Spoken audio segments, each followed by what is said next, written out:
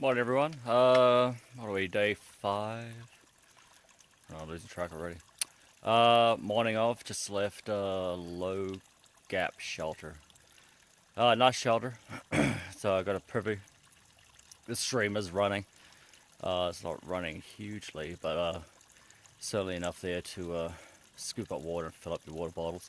This is another little stream coming down.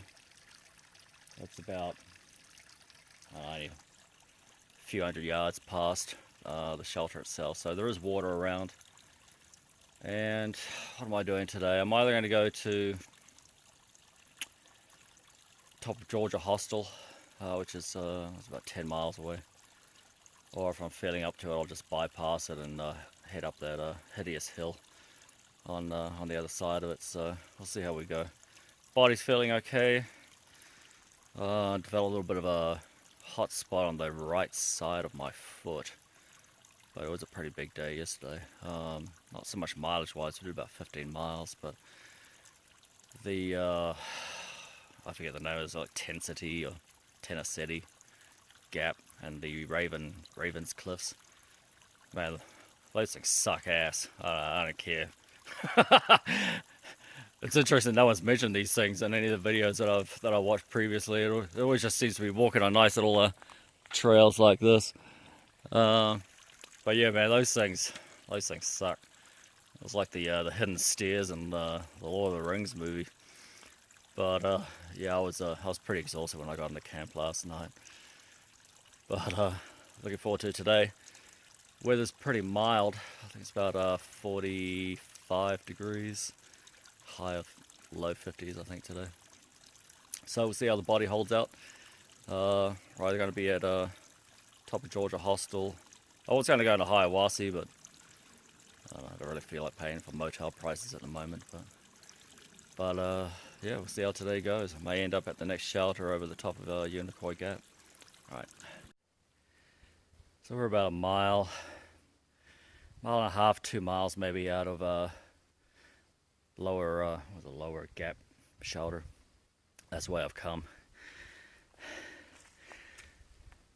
Another great campsite here, and that's where we're heading. But yeah, it's just something to bear in mind for you following up later on in the season, man.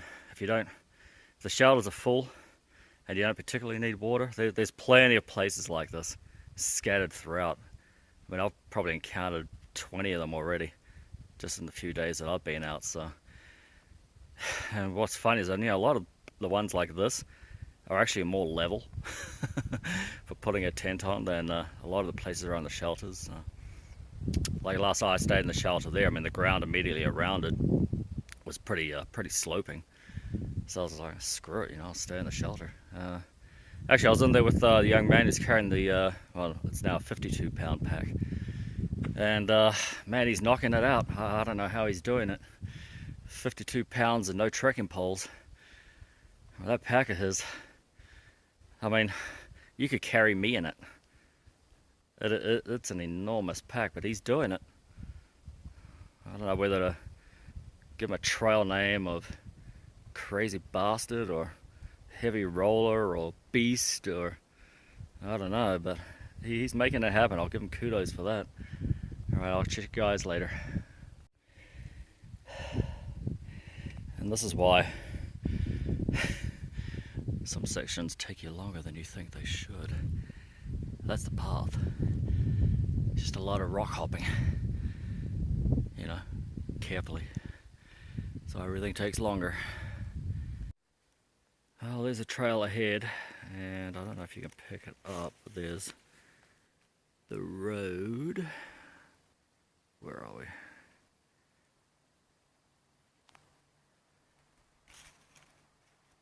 I might just be able to see it through the trees, but that's coming down to Unicoi Gap.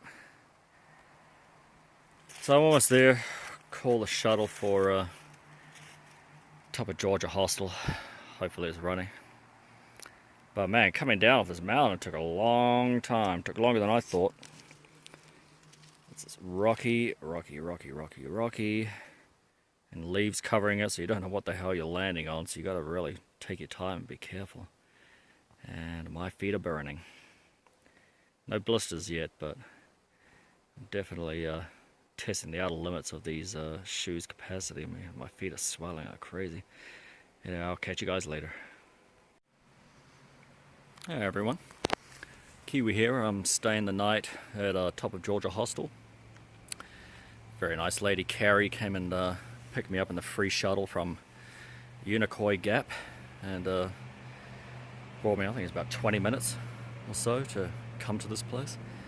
It's a hostel that's only been open about 3 years. Very well kitted out, very well thought out with all the details that are pertaining to what hikers need.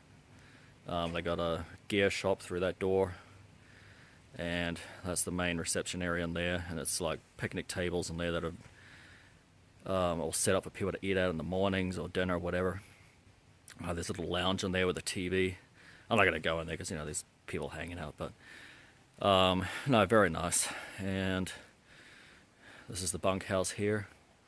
It's 3 rooms plus a kitchen with a stove and a refrigerator and everything else you could need. We'll go in and take a look. These are what they call in the trade a hiker box. So anytime that there's a hiker box, this is what people drop off. Things that they just carry that they're like, what the hell am I carrying this for? So they just drop it off and you just rummage through. It's just a rummage sale. And I opened it up earlier when I got here, and it was you know, it's like a 50-degree sleeping bag in there. Doesn't look that old either. And yeah, just odds and ends that people are just like, yeah, to hell with it. I'm not carrying it any longer. Here, have it. And yeah, they drop it off in these hiker boxes. You just help yourself. They have a shoe rack out here, so your nasty ass hiking boots and shoes don't go inside. You just leave your trekking poles outside. I mean, this place is really off the road, so it's not like anybody who's not staying here is going to come up anyway. So, the Yahula Cottage.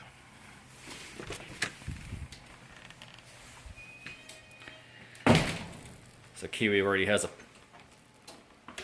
DiGiorno Supreme pizza baking away in the oven as we speak.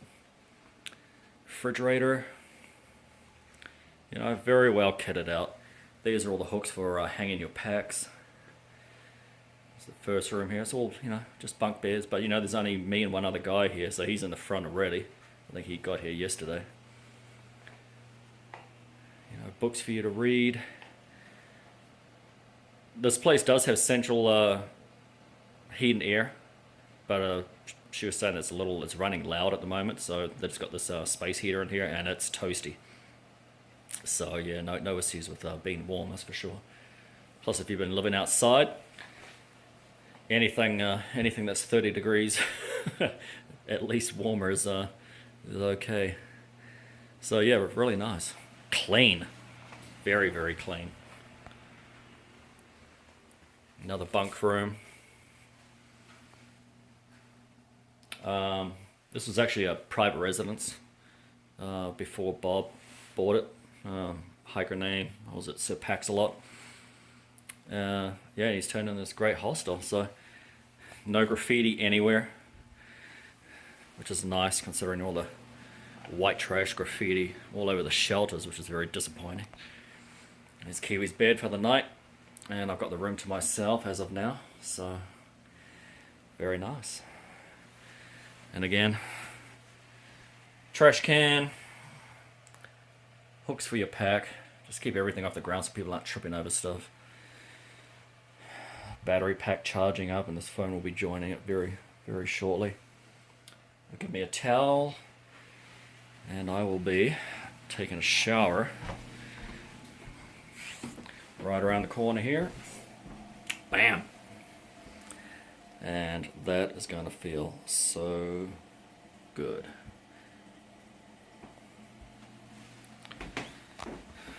All right. And I will catch you guys after I have a shower. But yeah, this is Top of Georgia Hostel. Highly recommend it. Very well thought out. Super friendly staff. And yeah, real joy at the end of a very sore, cold day. So I'll catch you guys later.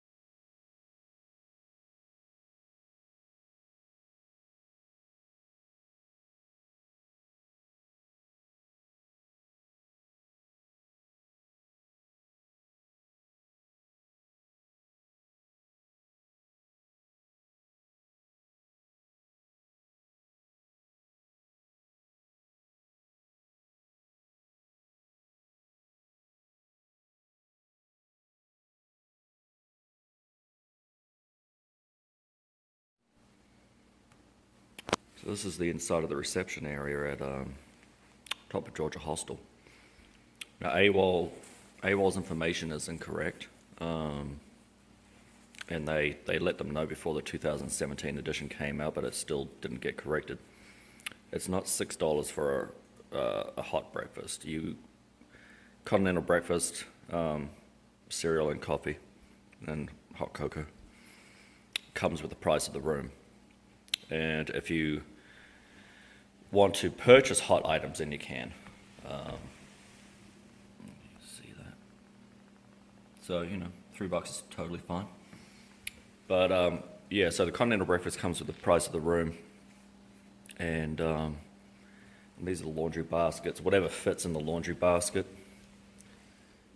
is a load. And, it's only $5. And they do the washing for you. You just put your clothes in there, hand it to them, and your washing comes back without any effort on your part. So I think that's a totally fair deal. This area is normally roped off so that people just aren't coming in and doing whatever they want in the kitchen. But no, very nice area. And Bob packs a lot. Does little seminars and things on how to get through a hike. He's a triple crowner, right? So, he's done the AT, the PCT, CDT. And, it's very comfortable. Couches, tables. And these are scrubs for people that arrived, needing to get everything cleaned, and they didn't bring camp clothes or town clothes. So, yeah, they just give you some surgical scrubs to hang out in while all your gear gets washed, which is a great idea.